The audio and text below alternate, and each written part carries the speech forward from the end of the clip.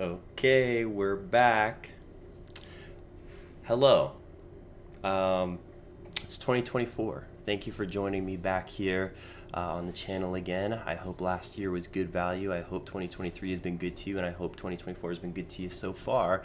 Um, After countless hours of market updates, economic forums, classes, emails, and also just real work experience, here's what I think will happen in 2024 in the market.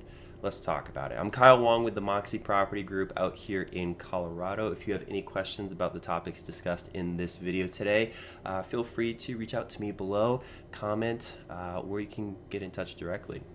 So, talking about a couple things. So, first and foremost, I'm in residential real estate out of the Denver metro area. I also service lots of areas, mostly along the Front Range in Colorado.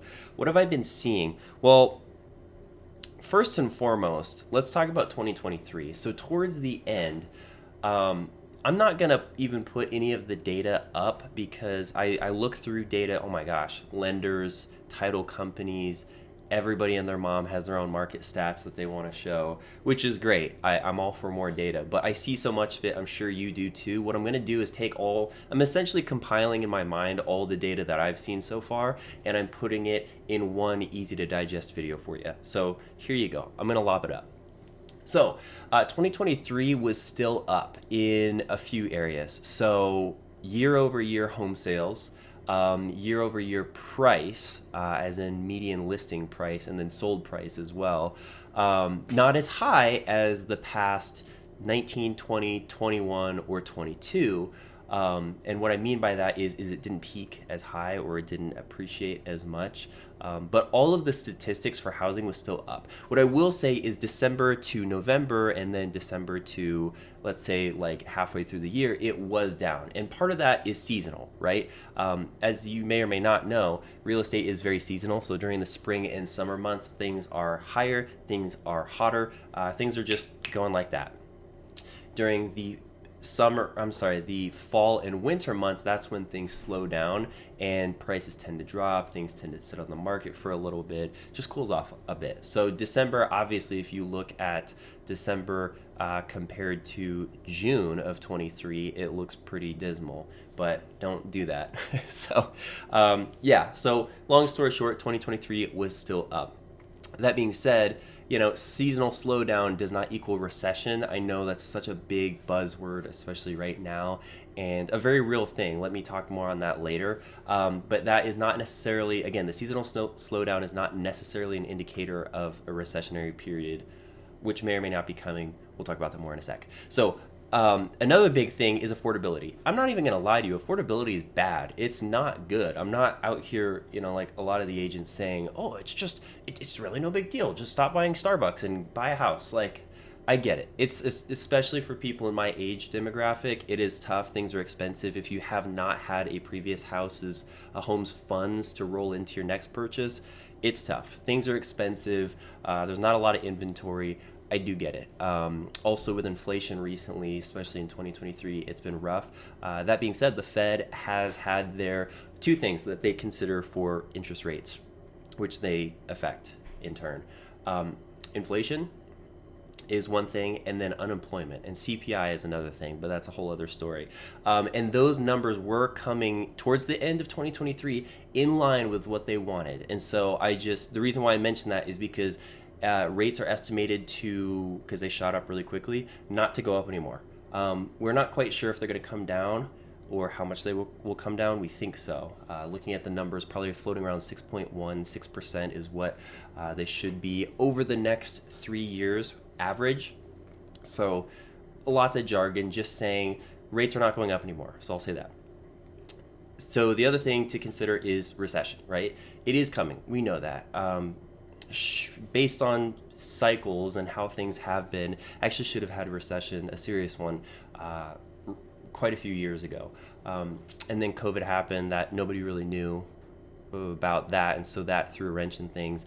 And then artificially, the government, printing money, all that stuff. I'm not going to go into it. But what that did was it artificially heated up the market again, and so now it's got to cool back down. So we are going into a recessionary period in 2024. I don't have a crystal ball. I don't know. We'll see how this turns out in 2025. But the question is, when are we going into this period, and how hard is it going to hit? Because obviously you have the, sort of the pessimistic side of things, whether it's accurate or not, that it's going to be the worst, it's going to be worse than '08, all this stuff, the bubble's going to pop, whatever. And then you have the other people who are like, nothing's going to happen, it's going to be great. Well, I personally don't think either of those are necessarily true. I think there are a lot of things that are showing a recession coming. How bad that's going to affect the housing market, I don't really know. Based on my professional guesses, we've been saying this on the podcast, on the channel for years. Look, we still have an extreme supply issue, right? Especially, at least in my area, especially in my area in Colorado. People want a lot more homes than we actually have. So yes, build more homes, all that stuff, but that doesn't necessarily change the price. It still takes a little bit of time for that to reflect. And even using the numbers we have, a lot of this data that we've been looking at, referencing 6 months old, 12 months old, 18 months old. And so, we may be well into things where the data we're seeing is from 6 months or a year ago. So take that in mind, take that into consideration when you look at this as well. So what's the take home for you as the consumer that's like, don't care about CPI, don't care about inflation? What do I need to know about 2024? Two things. First and foremost, home prices are not dropping like a brick. The bubble is not going to burst in 24. Yes, we're heading into a recession, but you're not going to be getting like half price homes in this year. So if you're going to buy, not as an investment probably, but as a primary residence or a second home or whatever, you might as well do it. Second take is interest rates. Are they going to massively drop or whatever? I wouldn't necessarily count on it. I would talk to your local professional where you're at, or get in touch with me for like actual numbers for that day, because it really does change that quickly. We're floating around, you know what, I'm not even going to quote numbers. It doesn't matter. I wouldn't anticipate them dropping significantly. Maybe we're on the downward on that side of things. But again, if you're looking to purchase because you actually need to get out of a lease and you're purchasing for the first time or going into a second home, go ahead. It's not getting any better. If you're one of those amazingly fortunate people who have an interest rate in the 2s, 3s, maybe even 4s, and you're looking to purchase but you don't want to lose that rate, I get it. Honestly, do what you got to do, but I get that. So that's pretty much it. If you have any questions about it, I'm sure you can find the data elsewhere. Look on the Colorado Association of Realtors website. Look on the National Association of Realtors website. Go to Realtor.com. Go to Zillow. Whatever. You can find the data. Census Bureau statistics, inflow, outflow, all that stuff. If you want to see the data to support what I just said, it's out there. So if you have any questions, don't hesitate to reach out. I'm Kyle Wong with the Moxie Property Group, and I'd love to hear from you. So comment down below or reach out to me directly. And again, if you need help buying a house, selling a house, don't do property management, but I know people. If you need contractors, let me know.